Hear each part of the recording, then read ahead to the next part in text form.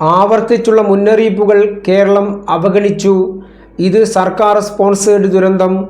ചരിത്രത്തിലെ ഏറ്റവും വലിയ ദുരന്തത്തിൽ കേരളമാകെ വിറങ്ങലിച്ച് നിൽക്കുമ്പോൾ നെറിക്കെട്ട രാഷ്ട്രീയ കളിയുമായി ഇറങ്ങിയിരിക്കുകയാണ് കേരളത്തിൽ നിന്നുള്ള എംപിമാർ പാർലമെന്റിൽ.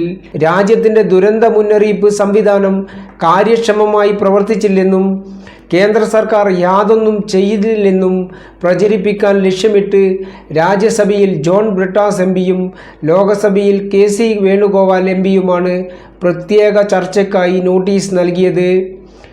പല എംപിമാരും കേന്ദ്ര സർക്കാരിനെതിരായ രാഷ്ട്രീയ ചർച്ചയ്ക്കുള്ള വേദിയാക്കി വയനാട് ദുരന്തത്തെ ചിത്രീകരിക്കാൻ ശ്രമിച്ചതോടെയാണ് കേന്ദ്ര ആഭ്യന്തരമന്ത്രി അമിത് ഷാ കടുത്ത ഭാഷയിൽ രംഗത്തെത്തിയത്. ജൂലൈ 23 മുതൽ 4 വട്ടം പ്രളയ മുന്നറിയിപ്പ് നൽകിയിരുന്നതായും സംസ്ഥാന സർക്കാർ നടപടികൾ എടുത്തില്ലെന്നും അമിത് ഷാ വെളിപ്പെടുത്തിയതോടെ കേരള എംപിമാർ പ്രതിരോധത്തിലായി. വയനാട് എംപിയായിരുന്ന രാഹുൽ ഗാന്ധി ചർച്ചയിൽ 30 സെക്കൻഡ് മാത്രമാണ് സംസാരിച്ചത്. കേരള സർക്കാരിനെതിരെ കടുത്ത വിമർശനങ്ങളാണ് ബംഗളൂരു സൗത്ത് എംപിയും യുവമോർച്ച ദേശീയ അധ്യക്ഷനുമായ തേജസ്വി സൂര്യ നടത്തിയത്.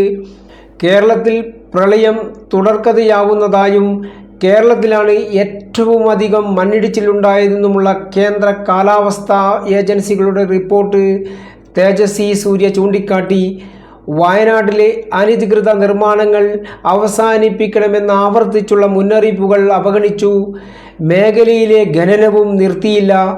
ദുരന്ത സാഹചര്യം നേരിടാൻ സംസ്ഥാനം യാതൊരു നടപടിയും എടുത്തില്ല.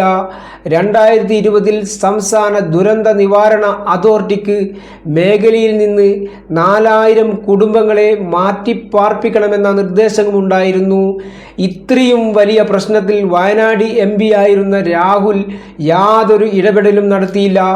മതസംഘടനകളുടെ സമ്മർദ്ദം മൂലമാണ് കയ്യേറ്റം ഒഴിപ്പിക്കാത്തതെന്ന് 2021 സംസ്ഥാന നിയമസഭയിൽ മന്ത്രി K. രാജു വെളിപ്പെടുത്തിയിരുന്നു. P.T. തോമസ് MPയും സമാനമായ കാര്യം ഉന്നയിച്ചു. അത് കാരണം അദ്ദേഹത്തിന് കോൺഗ്രസ് 2ാം തവണ ടിക്കറ്റ് പോലും നൽകിയില്ല.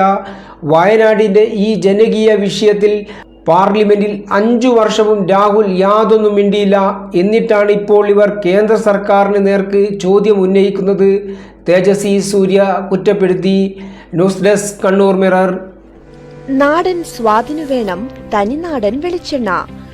നാളികേരത്തിന്റെ നന്മ തിരിച്ചറിയാം സദൻസിലൂടെ. സ്വന്തം മില്ലിൽ നാടൻ തേങ്ങയിൽ ആട്ടിയെടുക്കുന്ന പരിശുദ്ധമായ വെളിച്ചെണ്ണ.